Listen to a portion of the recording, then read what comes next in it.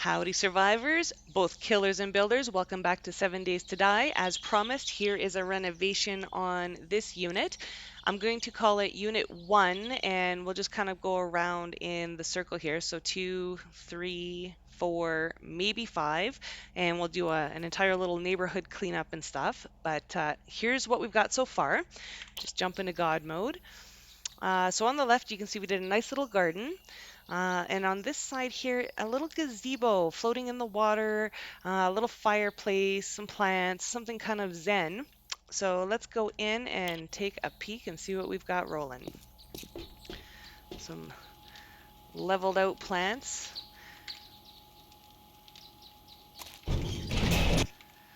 Of course, a little gun safe. You have to get out there in the event of an emergency. Just grab your weapons and out you go if you don't have them on you. Here's the living room. Kind of the kitchen in the back there, little workspace. So basically what I did is I took all the frames that were here and replaced them with full walls, trying to maintain the original layout with exception to upstairs. I did open it up as a single survivor unit. Some of the rooms up there were very, very tiny. I love these little amphibian tanks. They are so cool. As always, with burning smoke or fire or flames, the typical trick I use there is burning barrels. Depending on what you put on top, whether it's plates or if you're in an admin mode building creatively, you can use the ember piles. It'll create a little bit more realistic look of a burning fire. Some nice bookshelves. The Venetian blinds are a really neat block. You can get them opened, you can get them closed, and then you can paint them. So those are really neat. I love the little purple couch. It's actually a dining table booth chair, but I thought it looked kind of neat in here, so we went with that. Let's take a look over here.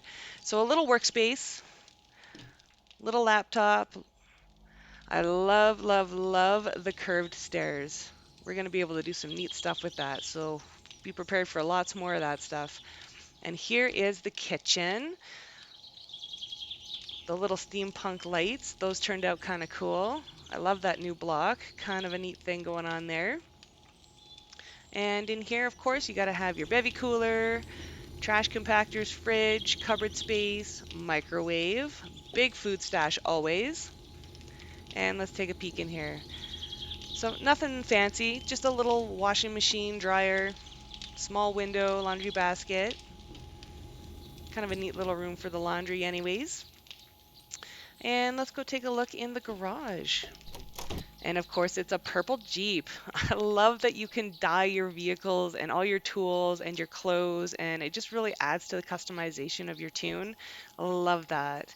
And of course, it's also your workshop. So you've got just random shelving here and chem station, a couple of forges, cement mixers, workbench, cooler. Always nice to have a beer while you're working on your truck. Some storage bins, and of course, clothes, gun racks, and ammo racks. Those are always handy in the apocalypse for sure. So let's just go take a quick peek upstairs. Okay, so we have a little room here, you know, play some video games upstairs, try and keep the noise on an upper level. Don't want them zombies to hear ya. Movie posters, Lone Wolf, love it. Sexual tension, and what was this other one? Some guy running. Even in the apocalypse, you have to have a sense of humor. So here's the bedroom. I tried to stick to a lot of circles or spherical type shapes, just to try and keep a momentum of shape within the house. You know, there are a lot of typical square blocks. But for the most part, you know, there's a lot of accent of circle and sphere. So I really like that, especially the poles out in the backyard. They turned out really neat. A little portrait of art. Always good to have a little extra color. And let's take a look in here. I love this. This is the Serenity room, of course, with a nice, great big jacuzzi tub. And a view of the outdoors. There's that gazebo again. We'll get to that when we get outside.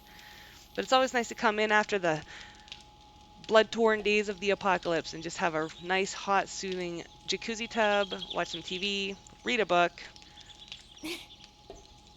put on some clean clothes. And of course, we have a little potty here. Always good to have reading material.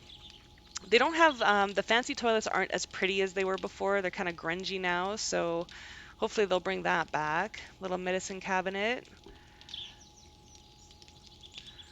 I love how this turned out. I love doing the big bathtubs and the fancy bathrooms. That's a big thing for me anyways.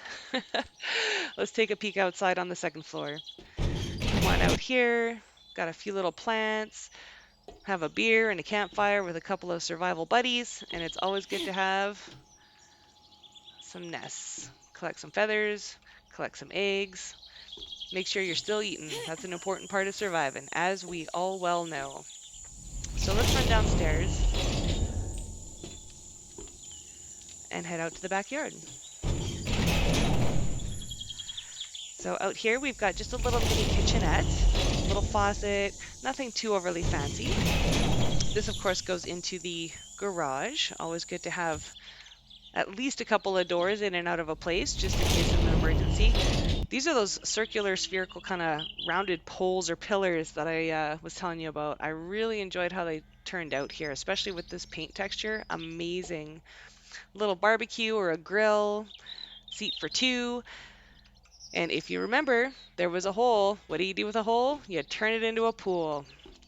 A little picnic table with some shade, a place to hang your towels when you get out of the pool, and of course, somewhere to suntan. Can't go wrong with that. Lovely. And here's the little garden. So we have a little bit of everything, some pumpkins and coffees and aloe veras and yuccas and corn, potatoes, of course the mushrooms, and just a little green zone. Just kind of keep it fresh. Lots of blueberries, gonna be making them smoothies. And over here, this is probably one of my more favorite areas is the circular bridge rails and then the reverse panels of those bridge rails above. And here again are those poles and how they turned out. I love it.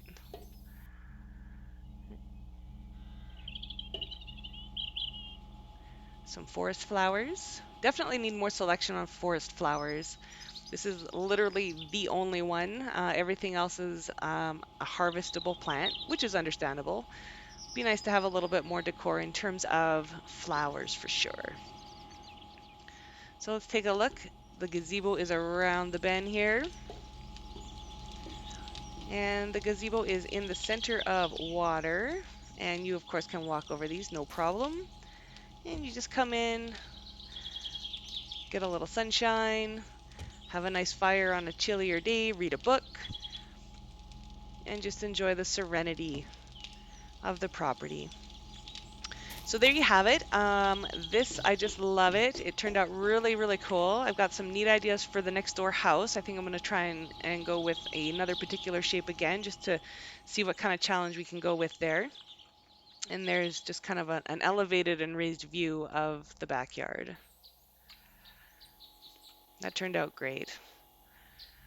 So yeah, so if you are interested, oh, Nesca Builders had to change the sign. It's not Joe Bro anymore, that's for sure.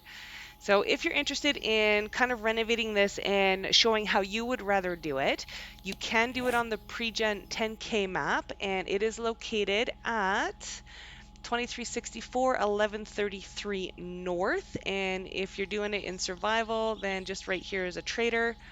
And then, of course, the entire cul-de-sac is right there. So that is the completion of Unit 1. I'd love to hear what you guys have to say, or like I said, if you'd like to do a build on your creative server and send pictures, let's take a look and see what you got. I'd be excited to hear your feedback or things you would have built differently.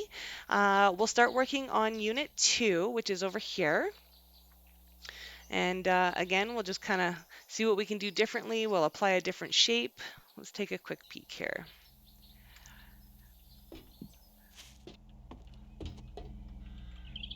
Had a little bit of a paint splash over there.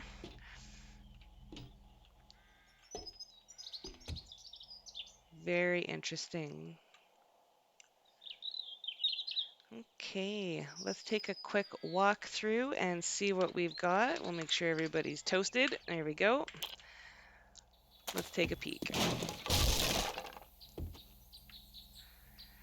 Oh, this is interesting. Much different design on the interior.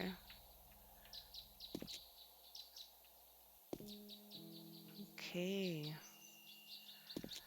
I like that it's got a garage door already.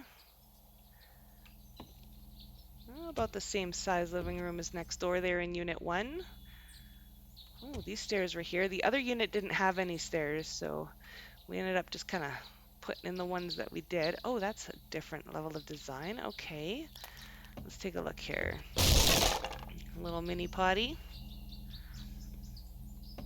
What's out there? That is literally the outside and the garage. So let's take a look upstairs. Okay, so we've got a few different bedrooms. Interesting.